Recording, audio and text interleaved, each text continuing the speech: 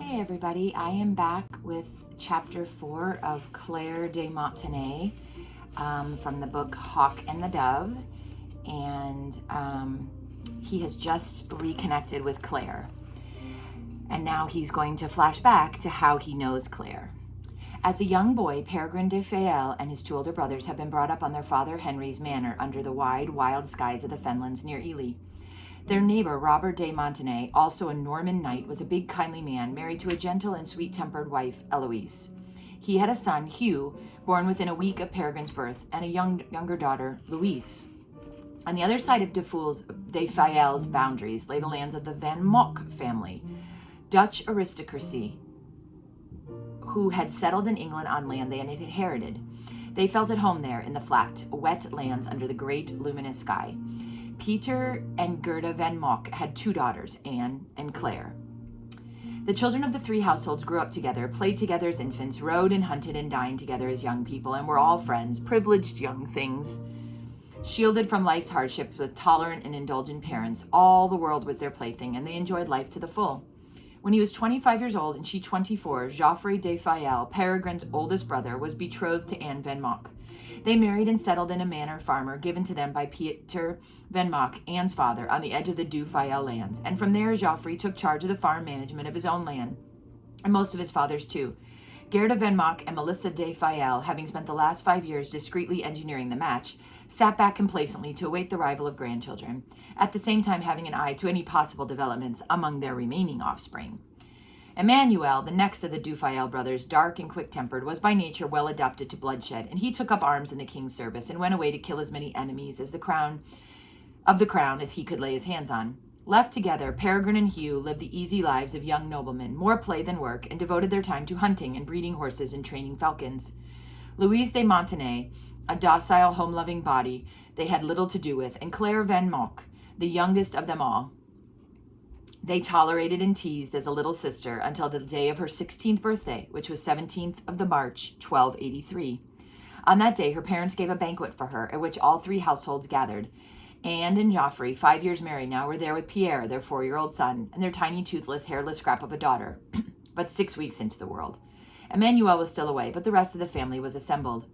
In the solar, during the hour before they dined, Gerda Van Mock was working at her embroidery in the pale, bright sunshine that steamed through the window. Hugh and Peregrine had ridden out together ahead of their families, partly because Hugh wanted to show off the merits of his newly acquired horse to his friend. In age, the two young men were the same, but in every other way they were different, and Gerda Van Mock, plump and kindly, sat with her embroidery forgotten in her lap for a moment, watching them with amusement. Hugh, big-boned, blond and gentle, with a deep voice and a hearty, generous laugh, was extolling the virtues of his new mount to Peregrine.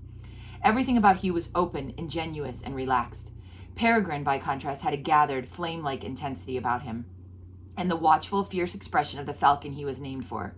Just now his face was lit with laughter as he teased his friend, mocking him for losing his heart and his wits with it to a mere horse. The door of the solar opened, and Claire Van Mock shyly made her entrance, in her new dress, which was her mother's birthday present to her.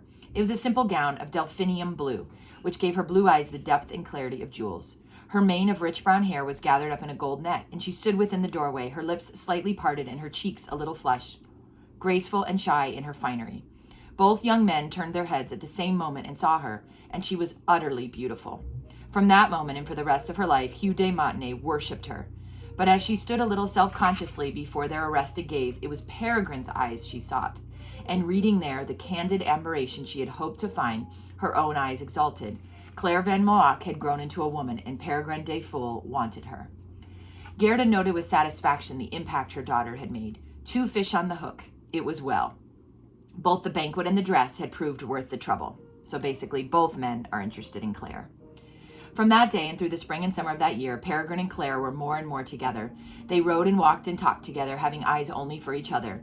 Late in the September of that year, as summer slid into autumn, there was a day when Claire stood laughing in the russet woodland, and her glorious rich brown hair fell about the green gown she wore. She looked for all the world like a dryad of the autumn woods, and Peregrine took her in his arms and kissed her. Her heart triumphed. She had won him. He was hers. With approval, the families watched their young love blossom. Another such union between the households was welcome to both the Du Faels and the Van Moaks. Hugh de Montenay alone could not be glad, but he kept his heartache private, continuing a steadfast friend to them both. It was in the spring of the following year, when Claire was just 17 and Peregrine was 24, that all came to an end. For some little while now, the two of them had gone further in their love than they should, and bedded in the fragrant bluebells in the woodland, or nestled in the warm-setted hay in the great barns of Peter Van Mock's farm, they had lain together as lovers, wrapped in Peregrine's cloak, lost in each other and consumed in the ardor of their love. But somehow, unexpectedly, irresistibly, came the call of God on Peregrine's soul. In the end, there came a day when he held Claire in his arms and kissed her, and his face was sad but resolute as he told her his decision. Claire, what we have done is sin. What is between us should have been saved for marriage. I have confessed it, for my part, to the priest, and I ask your pardon too. Dumbly, bewildered, she shook her head and held him close, held him fiercely, as she felt in her heart that for some reason she could not understand, he was no longer hers. I have to leave you, my lady, my love, my heart. He looked down at her blue eyes brimming with tears and kissed her brow, her eyes, her cheeks, her hair, then put her away from him with a sudden, rough gesture. I am going to enter as a brother at St. Peter's Abbey, he said abruptly. A monk? You? Exclaimed Claire, her amazement for a moment overcoming even her sorrow. He looked at her, and she could not read the expression in his eyes. She who had thought she knew him like her own soul. Yes, me, he said simply. He tried to explain to her later the burning of his vocation, the passionate longing which is greater than the love between man and woman, with which his soul cried out for God. She did not understand, and she wept, but she did not try to dissuade him either. Neither did his disappointed and astonished parents attempt to argue with him. They had given that up when he was 2 years old.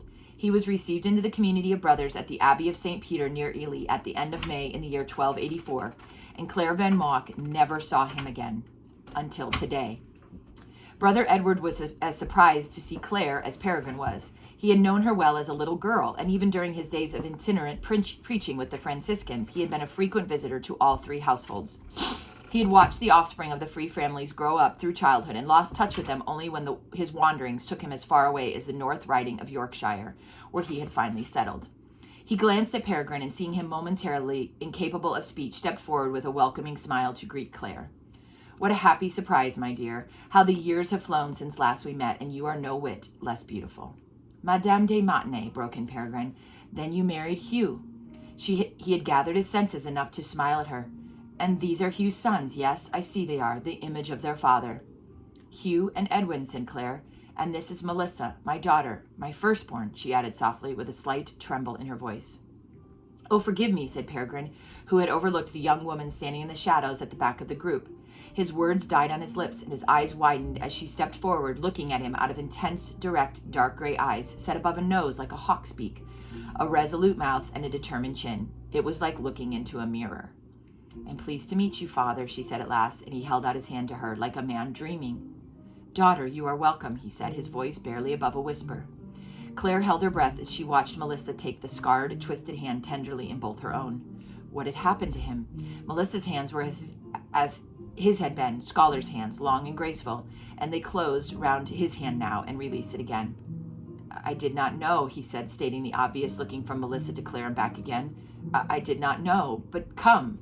He recollected himself. Sit down and eat. You must be hungry. From childhood, Melissa had known the story of her father, and she well knew Henry de Fayal, Peregrine's father, whom he strongly resembled.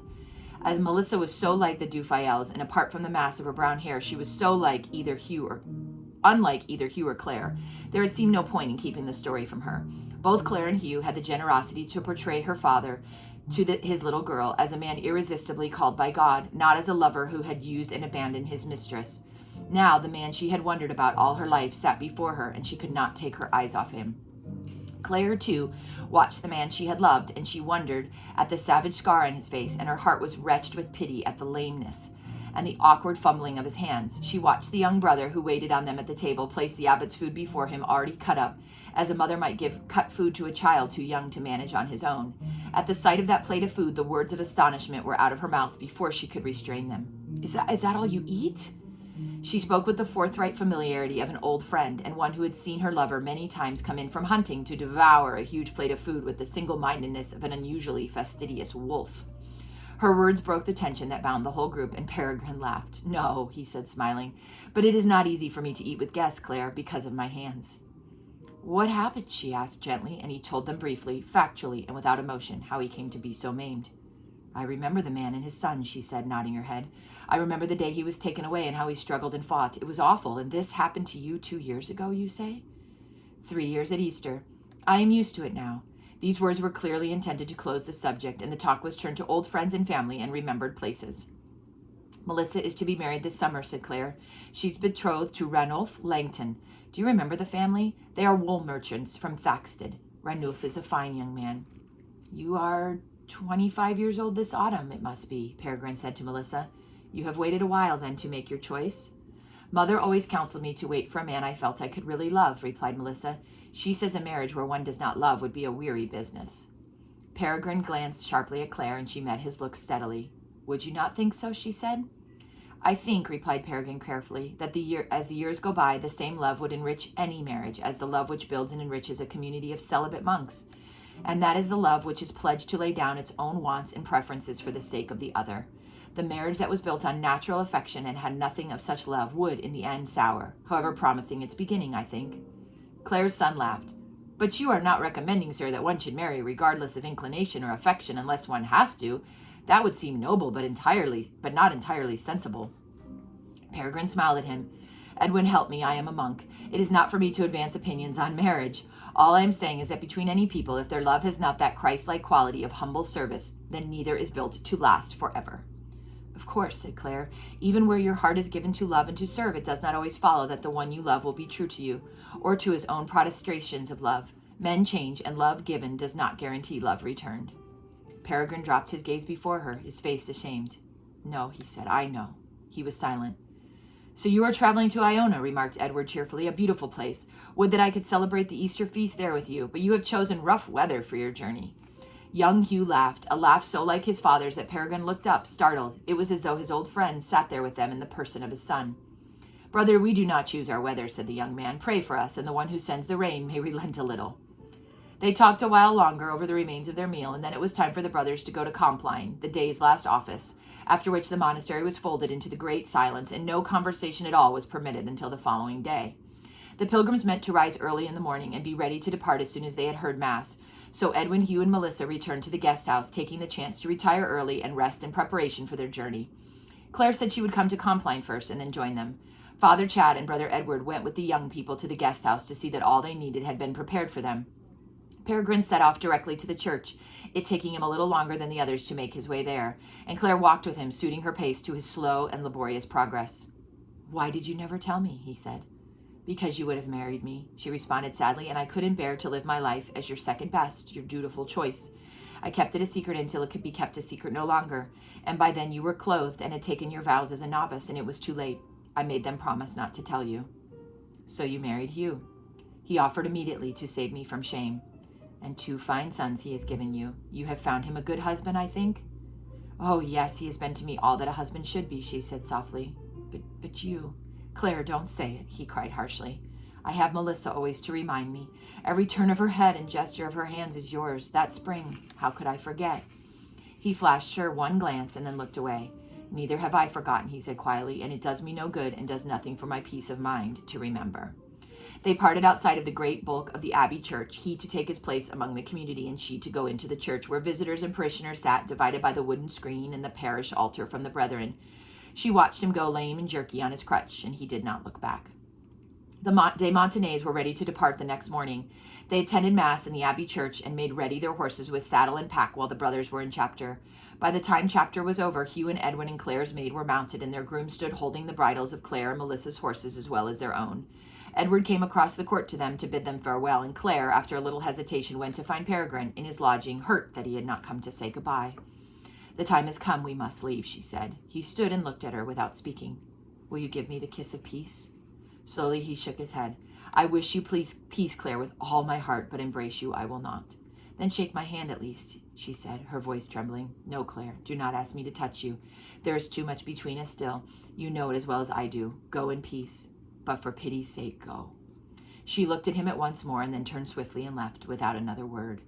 Outside, growing impatient in the steady drizzling rain, Hugh and Edwin sent Melissa after their mother to hurry her along. Melissa came to the door as her mother came out. A moment and I will be with you, mother, she said. I must say goodbye. Claire nodded and went to join her family, and Melissa, hesitantly entering the abbot's house, found him standing still in the middle of the room, his hand pressed to his mouth and his eyes bright with tears. Struggling for composure, he stretched out his hand to her and tried to smile. I'm glad, so glad we came, she said. I think we've made things difficult for you, but everything is different for me now. Before my father was a stranger, but now I belong. And I'm sorry it hurt you so, but I'm glad you still love Mother. She had taken his hand in both of hers, and she looked into his face with tenderness and happiness. Go in peace, he whispered. God bless you, little one. She looked at him steadily one more moment, then, goodbye, she said, and was gone. The rest of the party was waiting for her impatiently. She hastily embraced Edward, saying gaily, Goodbye, Uncle Edward. I shall be back, and added in a whisper, Go and help him when we're gone. He needs someone. Brother Edward watched them ride out, cloaked and hooded against the dismal mist of rain, then turned back to the abbot's lodging, where he found Peregrine preparing parchment and inks for Brother Theodore, who was coming to do some writing at his dictation later in the morning. Peregrine looked at Edward with a carefully composed expression of polite inquiry. Yes, brother? Father, there is no need to pretend, said Edward bluntly. It would have devastated me too. Pray for me, said Peregrine. And that was all he said. And that's the end of part 2 of chapter 4.